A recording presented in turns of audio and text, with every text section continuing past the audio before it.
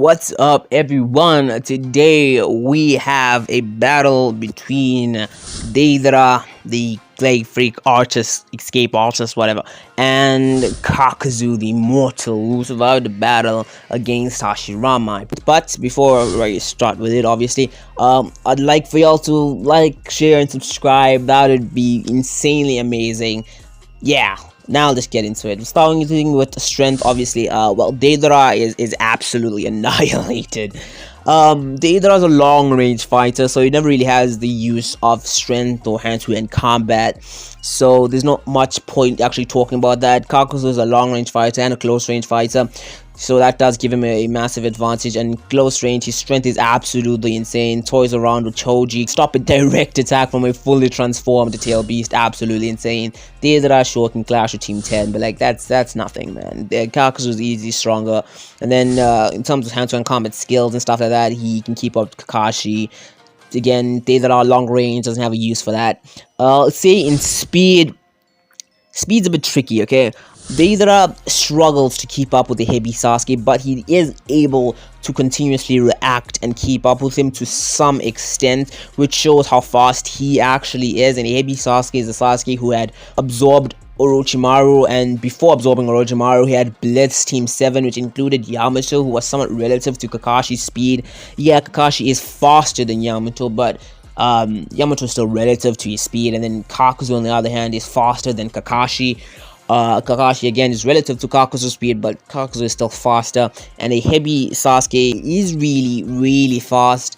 Deidara, given that he can react continuously against Sasuke, I guess you can give him the slight advantage in terms of speed. I guess it makes a bit more sense.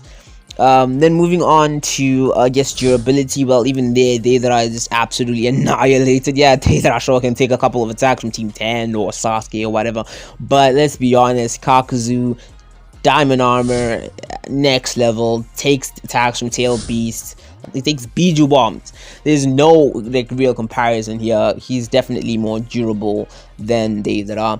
Now, rounding those few categories up, Kakuzu's stronger, he is more durable, and he's a better martial artist. Well, Deidara might be faster than Kakuzu.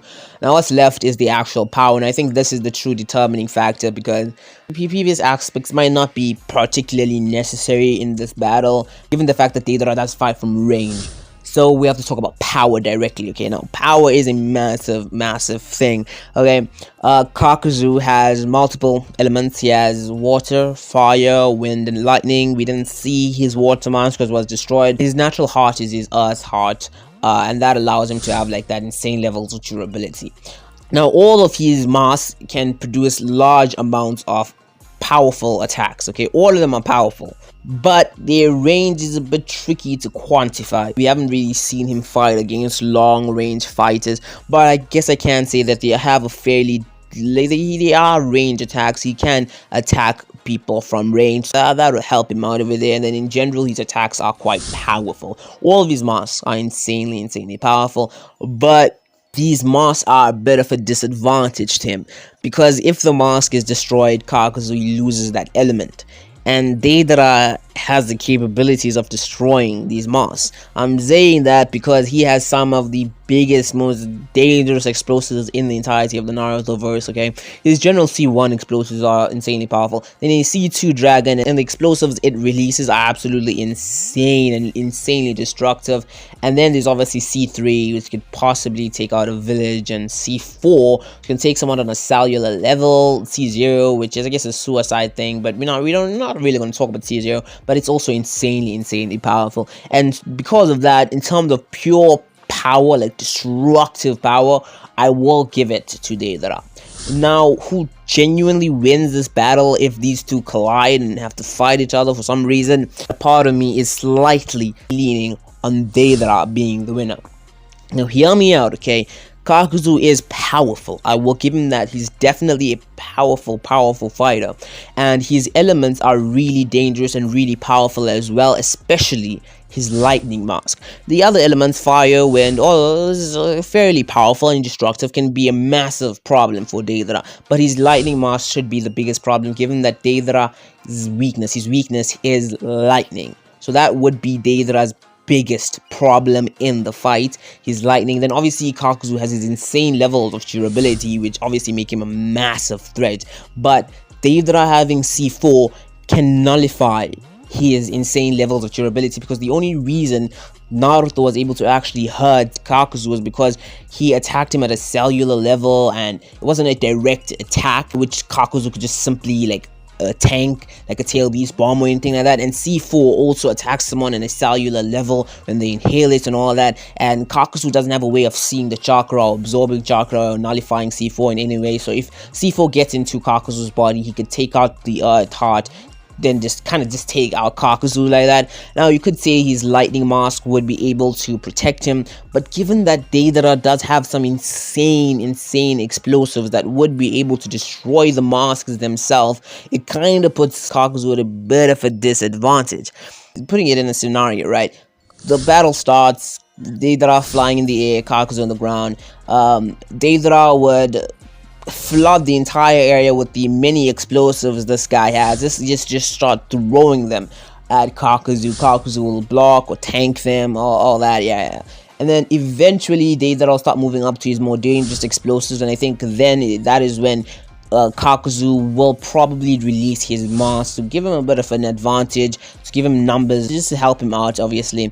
But if he doesn't, I'll be honest, there's still a chance that even if he doesn't release those masks, Deidara's big explosives could be really dangerous to Kakuzu's mask. But I'm not going to say that, because if those explosives, as powerful as they are, but if those explosives could destroy Kakuzu's mask and a tail beast bomb failed, then that just makes absolutely no sense. So I will say those explosives are unlikely to just take out Kakuzu's mask whilst they are connected to him. But when they are not connected to him, I think they have quite a decent chance of taking them out. It's quite likely that they could take them out. I do think Kakuzu would take out the mask, given that it didn't take long for him to take them out once he was fighting Kakashi and the others.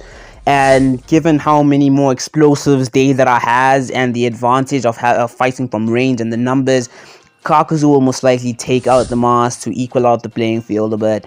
And the moment he does that, he's at a way more disadvantage, because now Deidara can use C3 or just his general C2 explosives would be able to destroy the mask. More importantly, he's now put himself at a disadvantage of being affected by Deidara's C4. Now, before you could perhaps say that there's some chance that the lightning mask will nullify the C4 or whatever, but that was just a stupid thing to say. There was no chance really, but I'm just trying to make an excuse for him. Thing is, C4 is a kind of next level thing, and the moment it gets into Kakuzu's system, he's already finished.